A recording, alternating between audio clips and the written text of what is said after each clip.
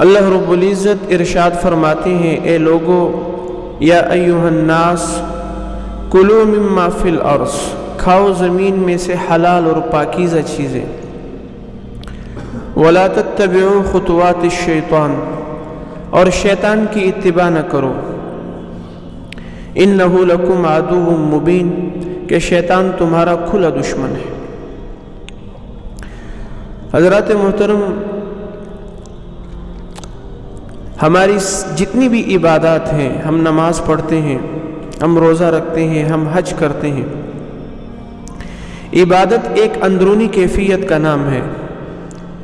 عبادت ایک اندرونی کیفیت کا نام ہے کہ جو چیز انسان کے جسم کا حصہ بنتی ہے، عبادت اسی طریقے سے انسان کی وہ صحیح ہوتی چلی جاتی ہے۔ تو انسان کے بدن کا حصہ جو چیز بنتی ہے وہ غذا ہے، غذا سے انسان زندہ رہتا ہے، پانی سے انسان زندہ رہتا ہے، ہوا سے انسان زندہ رہتا ہے۔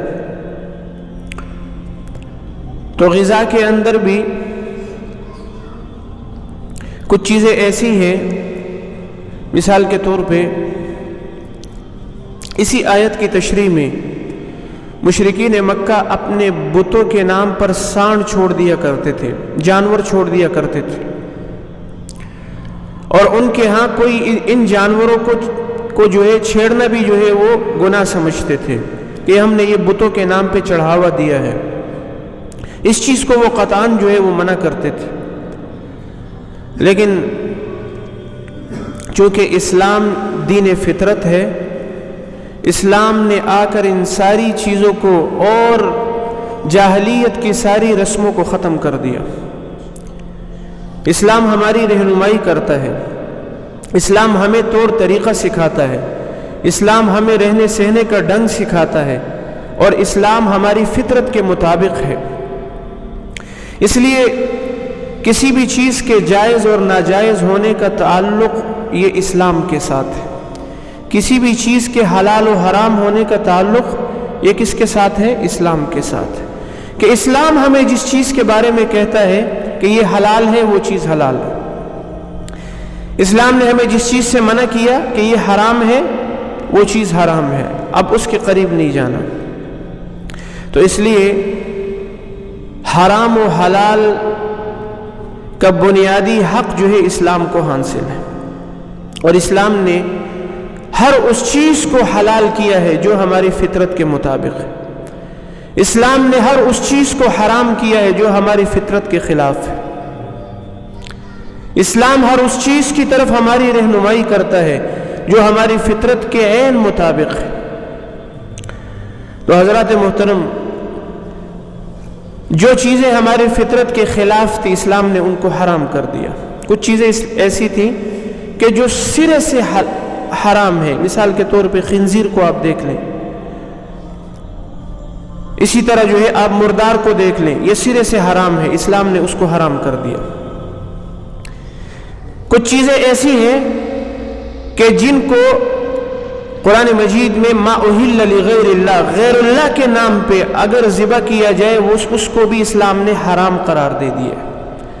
اللہ کے نام کے علاوہ غیر اللہ کے نام پر آپ کی چھری جس چیز کی گردن پہ، جس جانور کے گردن پہ چلتی ہے، یاد رکھے وہ حلال نہیں ہے، وہ حرام ہے، اسلام نے اس کو حرام کر دیا۔ اور کچھ چیزیں ایسی ہیں جن کو ہمارے عوارض حلال ہونے کے باوجود حرام کر دیتے ہیں، مثال کے طور پہ وہ چیز حلال ہے لیکن میں نے رشوت لی ہے، میں نے چوری کی ہے، میں نے سود کیا ہے، میں نے ڈاکہ مارا ہے، میں نے حلال چیز کو اپنے لیے کیا کر دیا؟ حرام کر دیا۔ تو اس لیے حضرات محترم، قرآن مجید میں اللہ رب العزت نے ہمیں جو پیغام دیا ہے، ہمیں ہر اس چیز کے کھانے کا حکم دیا ہے جس کو دین اور اسلام اور ہماری فطرت پسند کرتی ہے۔ تو کیا ارشاد فرمایا؟ یا ایھا الناس، اے لوگو، کلوا مما فی الارض، کھاؤ زمین میں سے حلال اور پاکیزہ چیزیں۔ تو جو چیز حلال ہوگی وہ پاکیزہ ہوگی، جو پاکیزہ ہوگی جب انسان اسے کھائے گا اس کو کھا کر انسان عبادت میں لذت محسوس کرے گا، اس کی عبادت میں لطف ہوگا. وہ جس کیفیت کے ساتھ عبادت کرے گا، یاد رکھے اس کی عبادت میں ایسا لطف ہوگا کہ اسے عبادت میں مزہ آتا چلا جائے گا. اور اسی کے برخلاف اگر حرام لقمہ ہمارے بدن کے اندر جائے تو یاد رکھیں اس سے کیا ہوگا؟ اس سے عبادت کا مزہ ختم ہو جائے گا، عبادت کی حلاوت ختم ہو جائے گی، عبادت کی روح حاصل نہیں ہوگی. کیوں؟ کہ ہمارے بدن میں جو چیز غذا کی صورت میں اندر گئی ہے وہ حرام ہے. اس لیے اکل حلال غذا کا ہماری عبادات سے بنیادی تعلق ہے.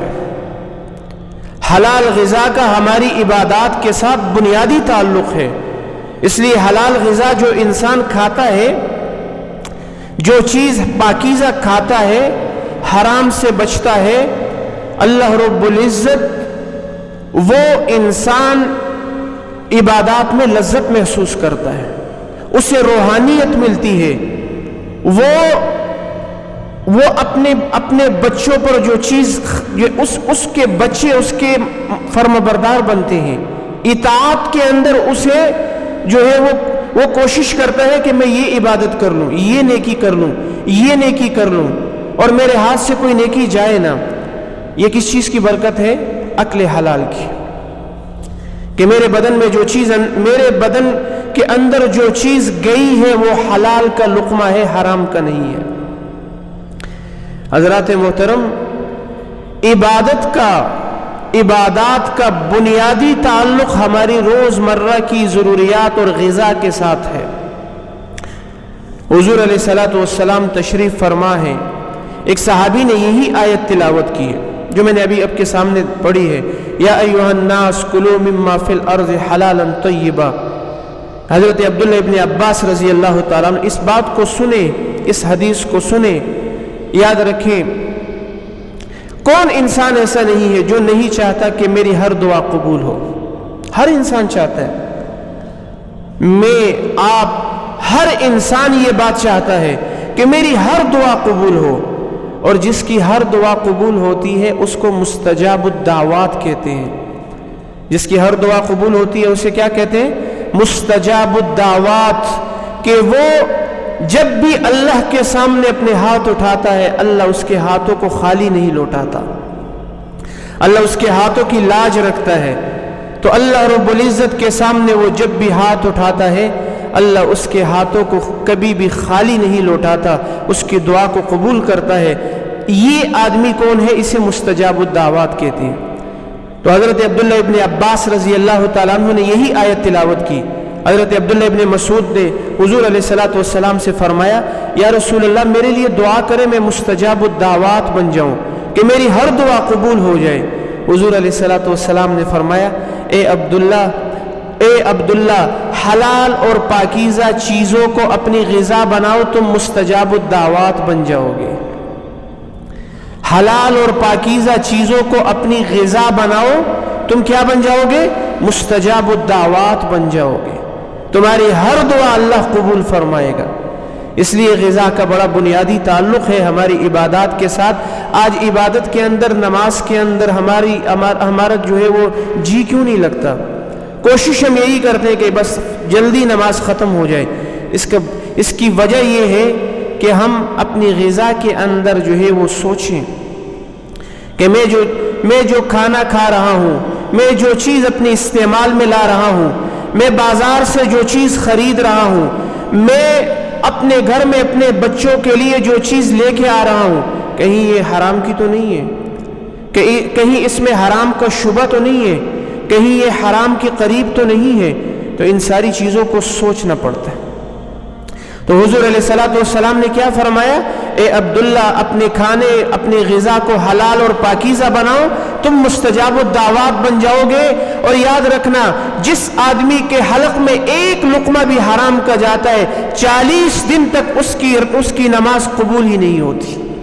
40 دن تک اس کی نماز، اس کی تلاوت، اس کی عبادت قبول ہی نہیں ہوتی. اس لیے حضرات محترم ہم